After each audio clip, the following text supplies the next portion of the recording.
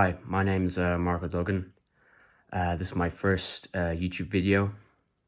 I'm a podcaster and an author, and also a martial artist. I practice Kung Fu and Tai Chi, and I'm also self-teaching Bruce Lee's Jeet Kune Do. I actually do all my workouts and all my martial arts practicing all in this very room. So yeah, without further ado, let's get into the video. So what I think is the most effective way to practice your fighting skills is to obviously spar with someone, or if you don't have anyone to spar with, you can spar on your own, like shadow sparring. And I think shadow sparring is like the sort of sparring for sparring. This is my opinion. You don't have to, quote me or agree with me in this video, but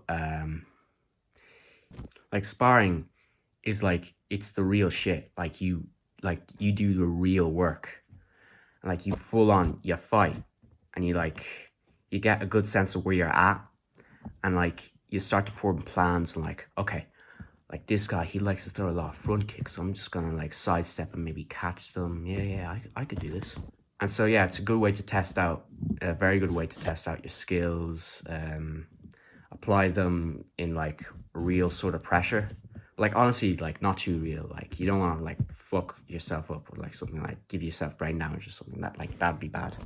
And the second thing you should practice at home, apart from, of course, shadow sparring, is your footwork. Now, if you want to get good at fighting, you have to get good at moving, because footwork is the mother of any sort of combat.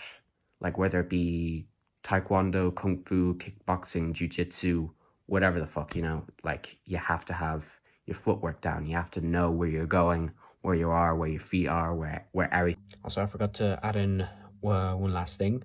I'm about to go to bed now. Anyways, the last thing, arguably more important to sparring, or second most important to sparring, is meditating. Because, keeping a clear mind is really good in any situation, not just like fighting and stuff. And yeah, that's about it. And now the third thing is like your moves, your patterns, and your combos. I mentioned this earlier in the sparring, putting out your combos there, but like you need to like invent them first and then practice them, like hitting the air or something like that. And then if your martial art does have like patterns, or if you do karate, kata, or maybe your like place doesn't even call it patterns, it calls it forms. Practice your forms, but don't just do the forms. Like the forms are a good way to practice the technique, because like before you go get punched in the face, you want to know what you're doing. And plus it's kind of cool to know like the moves, and like show your friends that like what you practice at home and what you practice over at the dojo. I'm actually like gonna talk about like what you do in the dojo later on in the video. But of course, the fourth thing, the fourth most important thing, is a workout, like a good, strong physical exercise. I like to do calisthenics and a lot of cardio. I also like to add weights, like weighted vest. I got ankle weights as well. And yeah, I just like do a couple of reps with the weights on and with the weights off. And I found that quite earlier on this week that Bruce Lee did this. He did like this sort of exercise called overcoming isometrics. I think that's what it's called.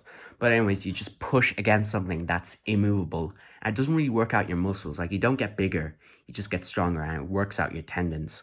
And I've been doing them for a good bit now. I haven't seen any results since I'm still kind of early on. Like I've been doing them for only like 2 days or something, I don't know. But yeah, like I can feel it, like it's good,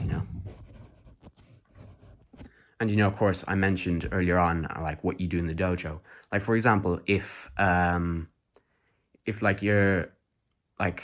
instructor is like saying, okay, this month let's focus more on blocks, and like he like showed you a really cool block in the class, of course practice what you do in the dojo at home, and of course just practice what you want to practice. Like if you think there's a certain move that you think is cool, like you can practice that obviously.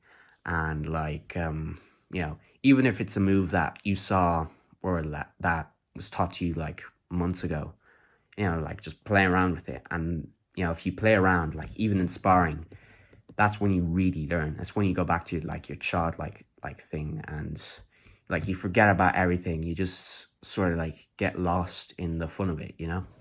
And the last thing, in my opinion, and now of course this is all my opinion, you can think differently about this and let me know if I just structured this video wrong, or footwork should be above sparring, or workout should be above, you know, the moves. But the last thing is the pad work and all the conditioning. Like it's, you know, it's really good. It's good to like take a hit and give a hit.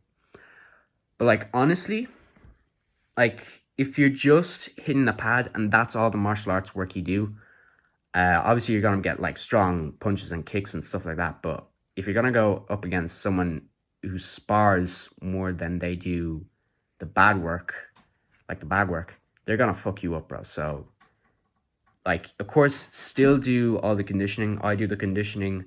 I just don't do it as much as I do the shadow sparring and the sparring. But yeah, you know, that's about it. I had lots of fun making this video, like brainstorming it, you know, filming it, of course, here. And you know, I hope you enjoyed it as well. And I'll see you in the next one. Let me know what you think of the video, of course.